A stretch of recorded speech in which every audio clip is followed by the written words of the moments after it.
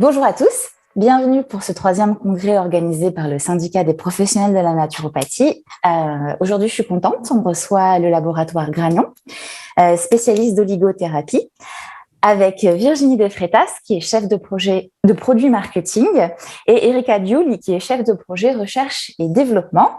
Elles vont nous parler d'oligothérapie et nous présenter le laboratoire Gragnon, et aussi nous parler donc plus spécifiquement des troubles du sommeil et de l'oligothérapie, puisqu'on le sait, on est souvent confronté dans nos métiers du bien-être à des personnes qui soit ont des troubles du sommeil, soit ont de toute façon des troubles du sommeil en parallèle d'autres troubles. On y est souvent confronté, donc prenez bien vos notes. Je vous laisse la parole. Bonjour, merci beaucoup. Bonjour à tous. Alors, l'objectif aujourd'hui de cette présentation est de démocratiser l'oligothérapie, qui est une médecine ancestrale, mais malheureusement pas assez connue. Et grâce à cet objectif, vous allez pouvoir aider vos patients avec tous les outils que l'on va vous conseiller, donc pour les aider sur la gestion du stress, du sommeil et également on verra une partie sur la glycémie. Alors, j'interviens tout de suite, pardon, parce qu'on a dit le mot patient. Non, mais s'il y a des médecins, des pharmaciens qui nous suivent, évidemment, en naturopathie, c'est vrai qu'on dit plutôt consultant, puisqu'on ne fait pas l'exercice de médecine. Ok, alors consultant. Donc, je recommence. Non, pas du tout. Comme ça, c'est bien de le repréciser pour la vidéo. D'accord, ok. Bon, alors très bien. On peut commencer avec les bases. Donc, le programme de cette présentation, j'introduis un petit peu le laboratoire. On va voir les grands principes de l'oligothérapie. Et puis, on fera le stress, les troubles du sommeil, le métabolisme des glucides. Quelques questions pratiques qui se posent souvent dans l'oligothérapie et des outils. Alors, le laboratoire des Gragnons, nous sommes EA Pharma, qui est un groupe pharmaceutique avec trois pôles, une usine à Monaco, une usine à Annemasse et le siège social qui se trouve à Mougins. On est distribué dans 18 000 pharmacies en France. Et pour l'historique, le laboratoire des Gragnons a été créé en 1948, suivi quelques années après par la création du laboratoire LabCatal.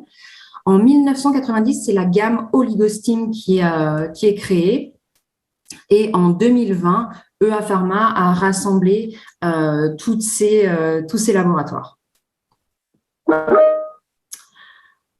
Pour nos solutions d'oligothérapie, donc trois gammes, on va dire.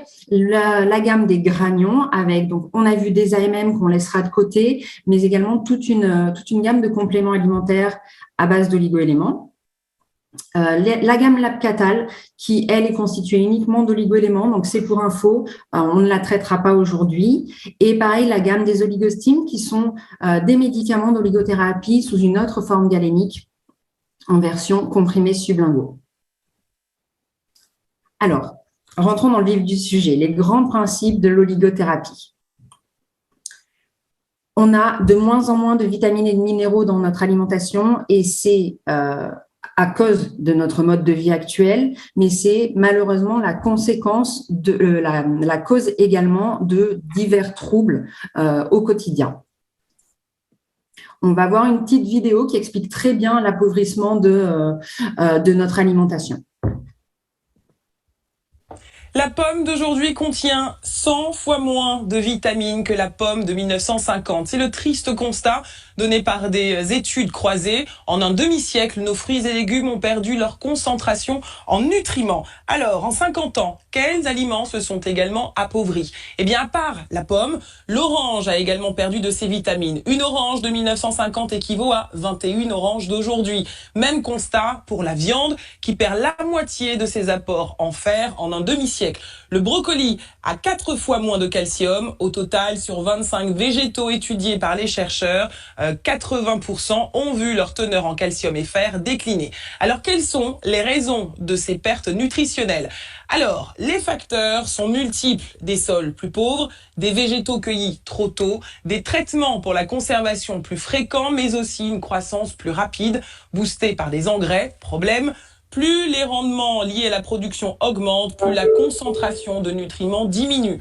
Nous vous conseillons donc de privilégier les aliments mûrs, éviter ceux issus de la production de masse et se tourner vers des variétés oubliées. Voilà, on voit que malheureusement, on peut difficilement passer à côté de cet appauvrissement de l'alimentation. La deuxième cause, c'est également le mode de cuisson et de conservation de tous nos aliments qui, en fonction du mode de cuisson, va dégrader plus ou moins les vitamines. Lorsque l'on prend, on va voir sur cette échelle de la gauche vers la droite, en vert, on est sur soit l'absence de cuisson, soit de la cuisson dite douce, que ça soit de la vapeur, du wok, du micro-ondes aussi. On n'y pense pas forcément, mais c'est quelque chose qui ne va pas autant dégrader les vitamines et minéraux que d'autres cuissons plus agressives comme l'eau bouillante, le barbecue, le four également. On a sur le wok une diminution de 51% du magnésium seulement. Donc, c'est quand même pas trop quand on voit qu'avec l'eau bouillante, on perd quasiment 90% des oligo-éléments.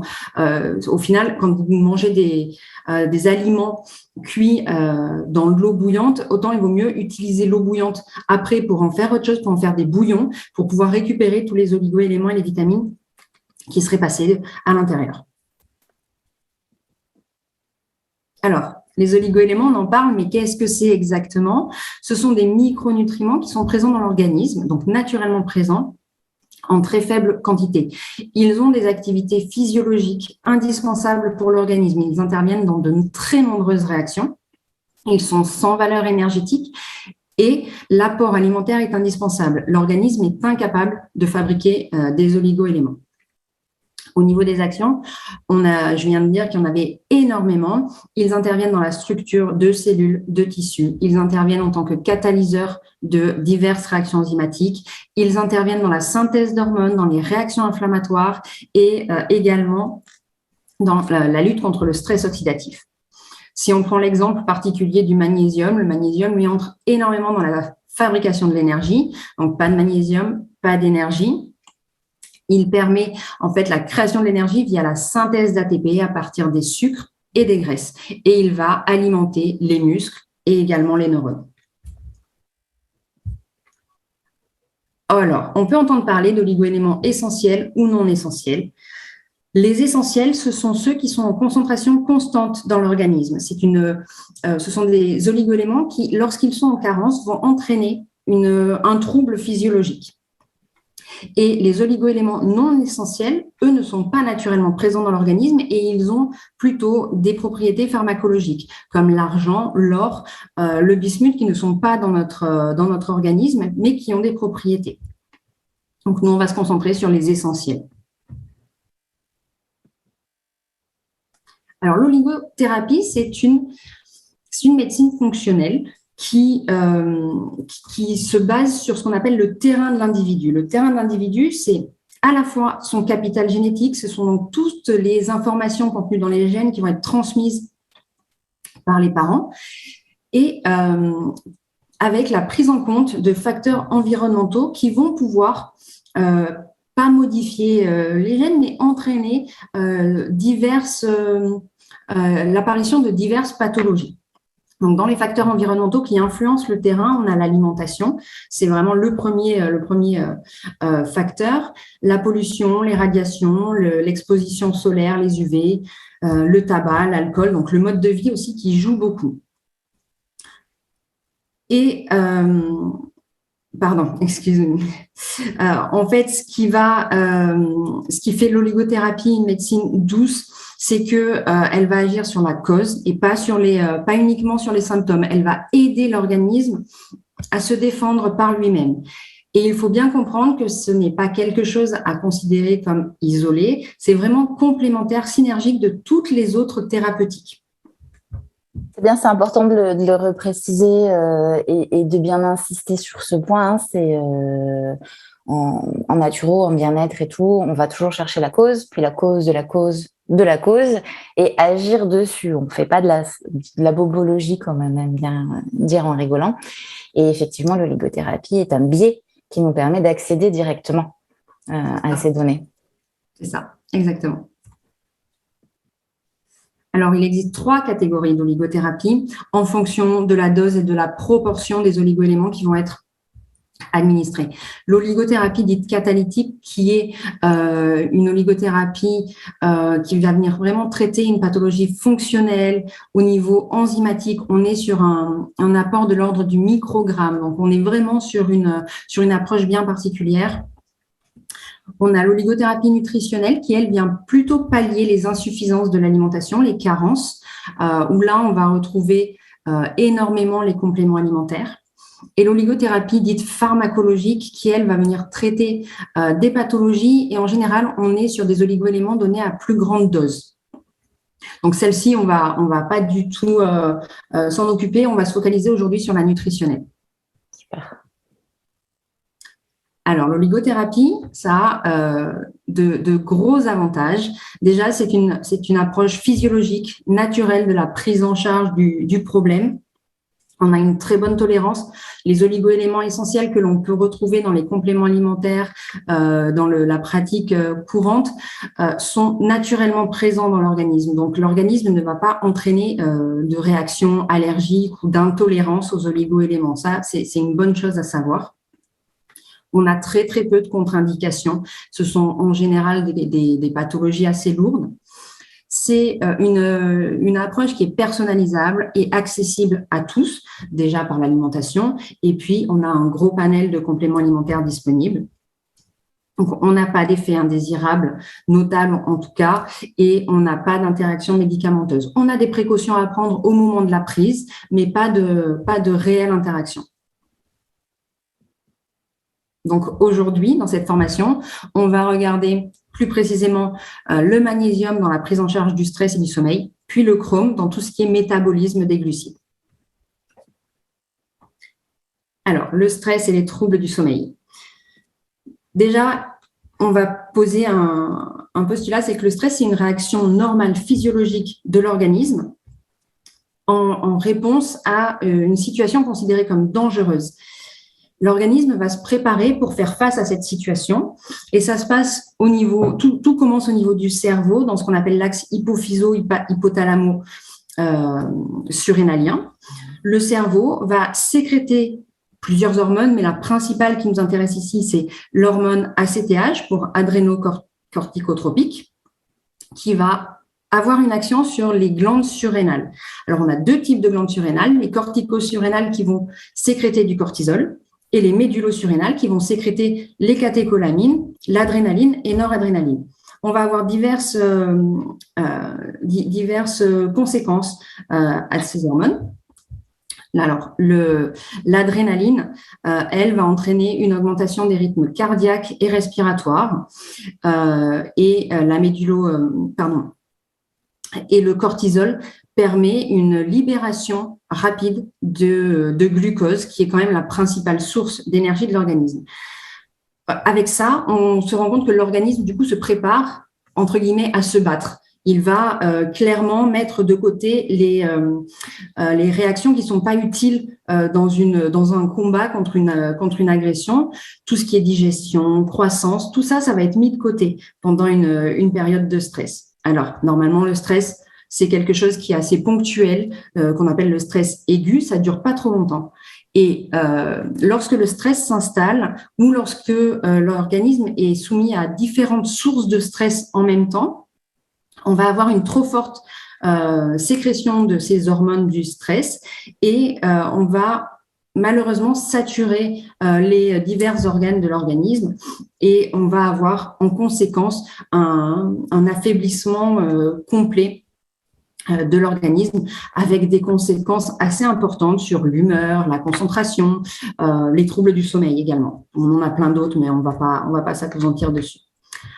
Si on regarde le stress, il fait partie intégrante de la vie des Français. 9 Français sur 10 se disent stressés au quotidien. Tous ne sont pas égaux. Les femmes sont plus touchées, ou en tout cas se sentent beaucoup plus stressées que les hommes, peut-être du fait d'une prise, de l'organisation de la famille, de certaines contraintes sociétales, on va dire. On va appeler la charge mentale, peut-être. Voilà, pour ne pas la citer. Pour ne pas la nommer. Exactement. Et puis les jeunes aussi, qui sont beaucoup plus stressés que leurs aînés, hein, les 25-34 ans sont très impactés, et encore plus depuis, sur ces 2 dernières années, avec le contexte sanitaire qui a fait qu'il y a eu beaucoup d'interrogations sur les études, sur l'entrée dans le monde du travail. Donc, ils ont été très fortement touchés. Il faut savoir que 7 sur 10, je reviens juste sur le stress, 7 Français sur 10 ont entrepris quelque chose, que ce soit du sport, des consultations pour se prendre en charge, mais on a quand même un tiers qui n'a absolument rien fait et qui peut potentiellement souffrir sur le long terme. Et ce sont ces 3 personnes sur 10 qu'il va falloir encore plus aider. Maintenant, si on regarde le sommeil, on a là aussi un mécanisme qui implique plusieurs hormones. Les 2 principales, c'est le cortisol encore et la mélatonine. Alors, le cortisol, lui, il va être sécrété en journée et il va permettre de maintenir l'organisme en éveil. À l'arrivée de la nuit, la mélatonine va prendre le relais. Elle est synthétisée avec un pic entre 2 et 4 heures du matin. Elle va permettre à l'organisme de se reposer, de s'endormir et de maintenir le sommeil.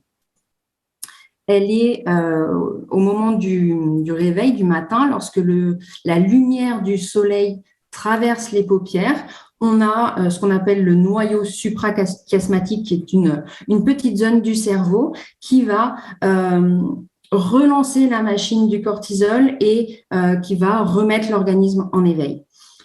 La mélatonine, elle est synthétisée par l'organisme à partir de la sérotonine, qui elle-même provient du tryptophane, que l'on peut trouver et que l'on doit trouver dans l'alimentation. Que dire sur la mélatonine de plus, c'est qu'elle est sa libération est facilement perturbée, mais qu'elle est indispensable pour gérer vraiment les cycles circadiens, l'alternance veille-sommeil, pour que tout se fasse au mieux. Au niveau des chiffres du sommeil, on a là encore un Français sur 3 quand même qui se plaint de troubles du sommeil. Près des 3/4 souffrent de réveil nocturne, avec un réveil qui dure en moyenne 24 minutes. Donc, sur une nuit, c'est quand même important. On a 43% qui souffrent de difficultés d'endormissement. Et ces deux facteurs entraînent chez 24% une somnolence diurne qui peut avoir des conséquences importantes sur le travail, sur les transports. 15% souffrent d'insomnie globale, on va dire. C'est-à-dire que ce sont des insomnies qui regroupent les trois causes précédentes. Donc, ce sont vraiment des gens qui ont un sommeil de très mauvaise qualité et qui vont souffrir la journée. Parce que dans les conséquences, on va avoir la fatigue, mais également tout ce qu'on peut trouver comme trouble de l'humeur, de l'irritabilité, mais également de l'anxiété qui va pouvoir être plus importante. L'arrivée d'un stress le soir parce qu'on se dit, je suis fatiguée, il faut que je dorme, mais du coup, notre cerveau qui n'est pas forcément prêt, il va dire, non, je ne suis pas prêt. Donc, des problèmes d'endormissement qui se répètent. Et là, on a quasiment 40% des Français qui ne prennent rien pour aider à rééquilibrer le sommeil. Donc, on est quand même, là encore, sur une population qu'il faut aider, qu'il faut convaincre de se prendre en charge. Je trouve ces chiffres immenses. C'est impressionnant. C'est impressionnant, oui. Quand on a fait les présentations, on s'est dit pareil, parce que les chiffres sont remis à jour régulièrement. Mais là, je vous dis, sur les 2 dernières années, ça a fortement augmenté. Ouais. Alors, 2 oligo-éléments sont utiles dans la prise en charge du stress et du sommeil. Alors, le lithium, mais qui se positionne surtout sur l'irritabilité et les troubles du sommeil, mais que l'on va laisser de côté parce que c'est une AMM. Donc, on n'en parlera pas aujourd'hui, mais on va être occupé avec le magnésium qui va pouvoir être utilisé pour tout ce qui est anxiété. Alors, l'anxiété, c'est une émotion désagréable ressentie par l'organisme qui n'arrive pas à se relaxer. C'est quelque chose qui tourne en permanence. La nervosité également, où l'organisme là va être pareil sous tension permanente avec une sensation de tension en continu. L'irritabilité et les troubles du sommeil. Donc, tout ça peut être pris en charge grâce au magnésium. Et le magnésium, c'est quand même le 5e oligoélément le plus présent dans l'organisme. On a 25 grammes de magnésium dans notre corps. Il est majoritairement à 99% à l'intérieur des cellules et sur tout ce qui est à l'intérieur des cellules, on en a 50% qui se trouvent dans les os et dans les muscles. Donc, on comprend un petit peu le rôle que va avoir le magnésium au niveau musculaire. C'est un oligoélément essentiel. Il intervient dans plus de 300 réactions enzymatiques. Et parmi ces réactions, on a la production d'énergie.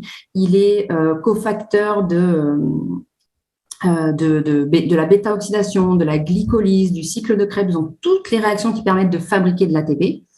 Il intervient également dans la transmission de l'influx nerveux. Il va moduler la transmission, la perméabilité des membranes des neurones pour qu'elles soient plus facilement mises au repos. Il va aider à réguler le rythme cardiaque, là encore, en agissant sur les membranes cellulaires. Et il est cofacteur de la synthèse de certains neurotransmetteurs dits inhibiteurs comme le GABA. Donc, le GABA, lui, va être utilisé comme un peu la mélatonine pour mettre l'organisme au repos et favoriser l'arrivée du sommeil. Au niveau des carences en magnésium, on a des symptômes qui sont, qui sont très caractéristiques. Les premiers auxquels on pense sont les crampes, alors la paupière qui tremble, mais également les crampes, les fourmillements. Au niveau psy, on a des troubles de l'humeur, des troubles du sommeil qui peuvent apparaître et des symptômes que l'on a un peu moins l'habitude auxquels on a un peu moins l'habitude de penser. Des maux de tête, des vertiges, des troubles de la digestion. Tout ça, ça peut aussi être des symptômes d'une carence en magnésium. Et les carences en magnésium sont de plus en plus fréquentes parce qu'on a quand même 3/4 des Français et 2/3 des enfants qui sont en dessous des apports recommandés. Et les apports recommandés sont les suivants. Pour l'homme, on est à 420 mg de magnésium par jour. La femme, un petit peu moins, normal, 360. Mais il faut se rappeler que globalement, quasiment tous les Français sont en dessous de ces apports. D'où l'augmentation du stress, l'augmentation des troubles musculaires qui sont liés. Dans notre portefeuille, on a trois types de produits à base de magnésium. Un médicament, le granion de magnésium, qui est une solution buvable en ampoule, donc que l'on va laisser de côté, mais sachez qu'en tout cas, il existe. Et 2 compléments alimentaires à base de magnésium. Alors, le magnésium marin, qui est sous forme de gélules végétales, ce sont des gélules assez petites. Et donc ça, c'est plutôt positif parce que certaines personnes ont du mal à avaler des comprimés. Donc là, on est sur des toutes petites gélules, les plus petites qui existent, et on est sur une prise étalée sur la journée. On est sur un produit plutôt ce que nous on appelle d'achat spontané parce que le consommateur est au courant, magnésium marin il connaît. Pour ce qui est du magnésium bisglycinate, c'est un produit un peu plus technique de par l'origine du magnésium. C'est une forme donc qui est dite aussi chélatée, qui va permettre l'assimilation. Et on est sur un comprimé à libération prolongée parce qu'on sait que ce qui est important dans le magnésium pour éviter les troubles digestifs qui lui sont souvent associés, c'est d'éviter une dose de charge de magnésium. Il ne faut pas prendre 300 mg de magnésium en une seule prise parce que c'est ça qui va faire les troubles digestifs. Et là, avec le comprimé, on est sur une prise le matin, une prise le soir, une libération qui se fait sur 12 heures. Donc, on comprend qu'on a 24 heures de couverture d'apport en magnésium. Et là, donc, c'est un produit qui nécessite un petit peu plus d'explications aux consultants. Super. Oui, c'est bien de le repréciser. Effectivement, le magnésium, jamais en une fois, plutôt réparti sur la journée. Oui. Et effectivement, il y en a plusieurs formes. Il faut essayer de se renseigner pour avoir la forme la plus assimilable possible par l'organisme et qui ne va pas créer de problèmes de transit ou même d'angoisse ou qui va faire le contraire, qui va créer du stress en fait, qui va générer l'inverse de ce qu'on recherche. Tout à fait. Tout à fait. Et donc là, on a les 2 formes avec ces 2 produits, les 2 formes les plus assimilables. Et avec le mode de prise et cette libération prolongée, on s'évite les effets indésirables. Alors, on va regarder maintenant un petit peu le métabolisme glucidique, qui est aussi une grosse problématique de nos jours. Donc, on va s'occuper de la glycémie. Alors, ce qui se passe, c'est que lorsqu'on est après un effort ou lorsque l'on est à jeun, on est dans donc, ce qu'on appelle en hypoglycémie, on n'a pas assez de sucre dans le sang et l'organisme, le cerveau, va envoyer un message au pancréas qui va sécréter une hormone qui s'appelle le glucagon. C'est le pendant de l'insuline, mais que l'on connaît un petit peu moins. Le glucagon, lui, a une action de libération du glucose à partir des réserves qui sont dans le foie. Du coup, on va remonter la glycémie. Lorsqu'on est à l'inverse en hyperglycémie, par exemple juste après un repas, l'organe impliqué, c'est le même, c'est le pancréas, mais cette fois, il va sécréter l'hormone que l'on connaît beaucoup mieux, qui s'appelle l'insuline.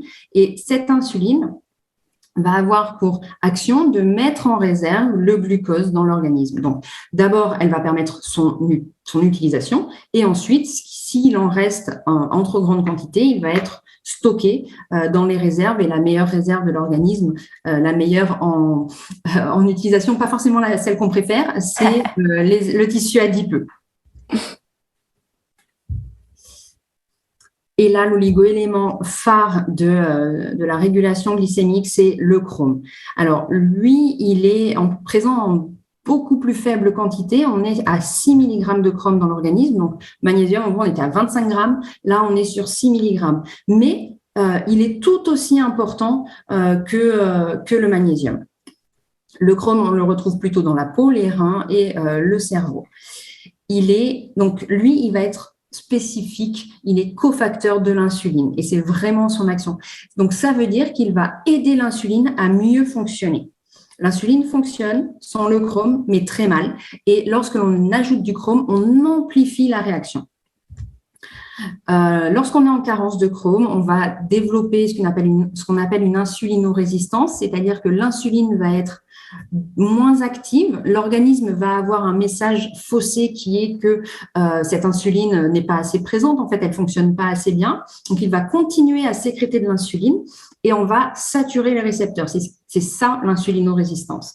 Et les conséquences de cette insulinorésistance, c'est l'apparition de diabète de type 2 et d'hypercholestérolémie à long terme.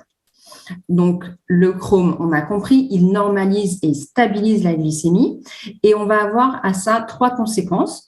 On va réguler la sensation de faim puisque en stabilisant la glycémie, on va éviter les pics d'hyper et d'hypoglycémie qui sont responsables souvent des envies sucrées, des envies compulsives. On va limiter le stockage dans le tissu adipeux, donc on va limiter la prise de poids et on va également aider à diminuer le cholestérol total. On a des études sur le chrome qui ont été réalisées, de très, très grosses études avec des protocoles assez complexes. Là, on est sur une étude clinique double aveugle versus placebo en crossover. Ça veut dire que chaque groupe a été traité successivement par le placebo et par le chrome, et inversement, le chrome ou le placebo. Ça permet d'éliminer un maximum les effets placebo justement dans ce genre d'études. On est sur une dose de 200 microgrammes de chrome par jour et on a demandé à tous ces participants de ne rien changer au niveau alimentaire et au niveau activité physique. Ce que l'on regarde, c'est qu'au niveau du HDL cholestérol et des triglycérides, on a une bonne efficacité puisqu'on a quand même plus 24% du cholestérol et 31%, donc un tiers de moins de triglycérides dans le sang. Peut-être préciser que le HDL cholestérol, avant qu'il y ait des gens, s'il y a des personnes qui connaissent pas, que tout le monde panique, ça va. C'est pas le cholestérol, le méchant. Non, c'est le bon cholestérol, celui-là, pour high density lipoprotein cholestérol, c'est-à-dire c'est le cholestérol qui est utile à l'organisme pour bien fonctionner, parce que le cholestérol, par exemple, l'exemple le plus évident, on va dire, il intervient dans la synthèse de la vitamine D. Il est transformé par les rayons du soleil en vitamine D dans notre organisme. Donc, c'est le bon cholestérol. C'est pour ça qu'on est content quand on a des chiffres positifs. Et là, alors, on a deux solutions à base de chrome. Notre granion de chrome, 200 microgrammes, qui est en ampoule, qui est notre complément alimentaire historique. On est sur 2 ampoules par jour, avec un sel de chrome qui se révèle très efficace en forme liquide, le chlorure. Et on a sorti récemment le granion de chrome 250 microgrammes. Alors, il est légèrement plus dosé, mais c'est pas ça. La vraie différence, c'est la galénique. On est sur un comprimé à croquer. Donc, ce sera un produit, plus facile à prendre. On n'a pas besoin d'un verre. On peut l'amener, par exemple, pour les personnes qui sont au travail toute la journée ou qui sont en voyage. C'est plus facile de transporter des comprimés que des ampoules qui passeront pas, par exemple, dans certains transports. Et dans la version comprimée, on est sur un autre sel qui s'adaptait mieux à la forme galénique. Donc, ce qu'on a vu au cours de cette formation, c'est le magnésium et le chrome. Donc, les oligo-éléments de l'immunité, on ne les a pas vus, mais ce n'était pas l'objet. Une autre fois. Une autre fois, volontiers. Alors, quelques questions pratiques, parce que l'oligothérapie étant peu connue, on est souvent confronté à des interrogations, des choses qu'on ne sait pas. Donc, on va essayer d'y répondre au maximum ici. Alors, qui peut prendre des oligo-éléments, à qui ça peut être bénéfique?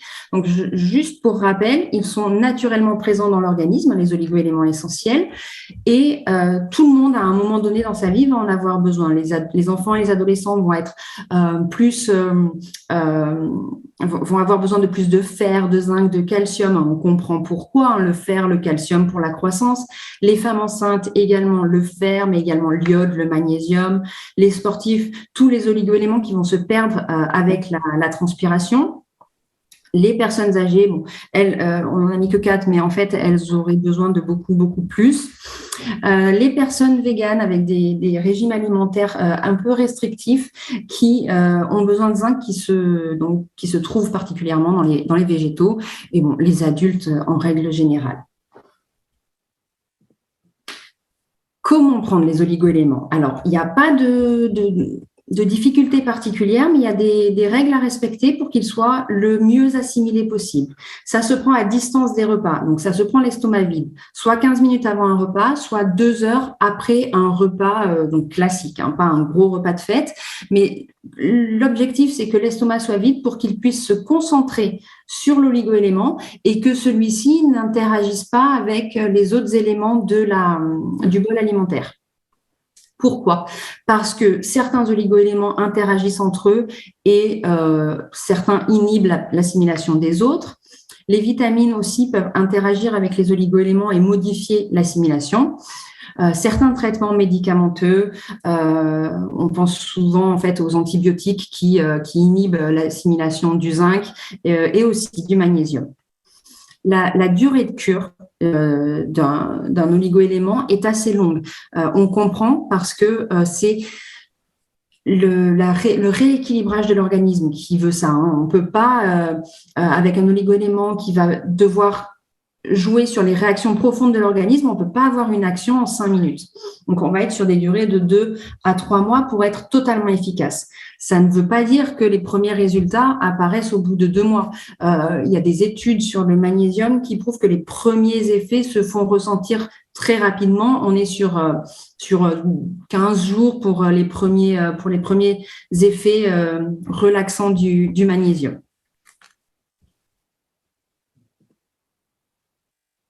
Alors, au niveau des besoins en oligo-éléments, ils sont variables. En fait, ça dépend de l'oligo-élément, ça dépend de la physiologie. En fait, ils ne sont pas tous présents dans la même quantité. On voit que certains ont des gros apports recommandés, le potassium, calcium, magnésium, et d'autres sont de l'ordre du microgramme, comme le chrome que l'on vient de voir. Alors, on a eu régulièrement la question, comment je fais pour savoir si je suis carencée en oligo-éléments? Est-ce que je peux aller en laboratoire faire un dosage sanguin? Alors, oui, ça existe, mais en soi, c'est pas réellement représentatif. c'est pas ça qui va aider à savoir si on est carencé ou pas dans certains oligo-éléments, parce que, par exemple, le magnésium, on a vu, il n'est pas localisé dans le sang, il est à l'intérieur des cellules. Donc, une prise de sang ne sera pas du tout caractéristique et représentative du taux de magnésium dans l'organisme. Ce qui compte, c'est l'expérience que l'on a avec son patient, avec son consultant,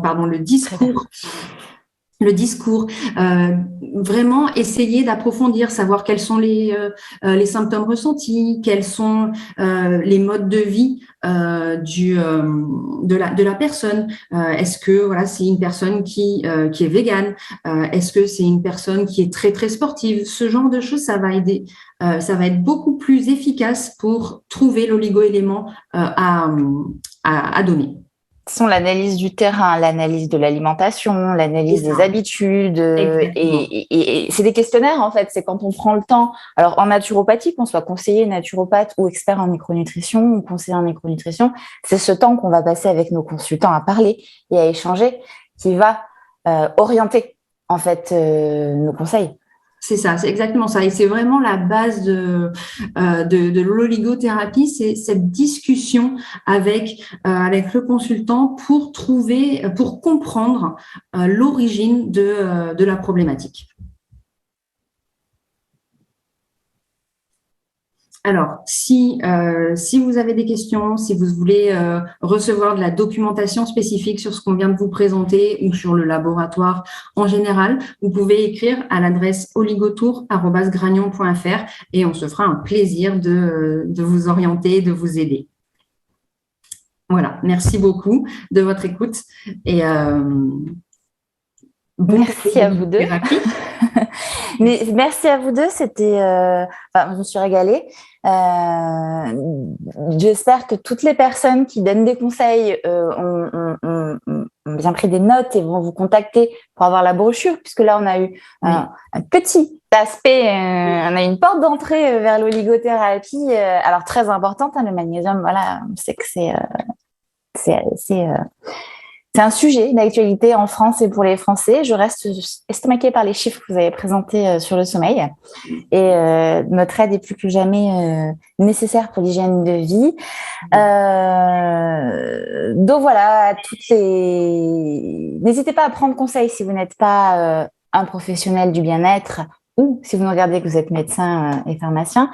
Sinon, pour tous les autres, prenez les coordonnées. Je vous invite à contacter parce que l'oligothérapie est un très bel outil qui fait partie de la trousse qui peut permettre une grande variété pour nos consultants et leur faire découvrir aussi l'importance des repas équilibrés, mais aussi par saison, par rythme, peut-être aussi avec les oligo-éléments importants. Vous avez répondu à toutes les questions puisqu'on sait pour qui. Ensuite, ne pas hésiter à faire des recherches et à vous contacter. Voilà, je ne sais pas quoi dire d'autre. Je pense que vous avez vraiment tout couvert pour cette introduction, tout en ayant pu parler à la fois du sommeil et des glucides. Et ça, c'est quelque chose, c'est une chose à laquelle on est très confronté, donc c'est super. Écoutez, ravie de vous avoir convaincu, j'espère, sur l'oligothérapie. Toujours. Merci à tous de nous avoir suivis et à très très bientôt. À très bientôt, merci. Merci, au revoir.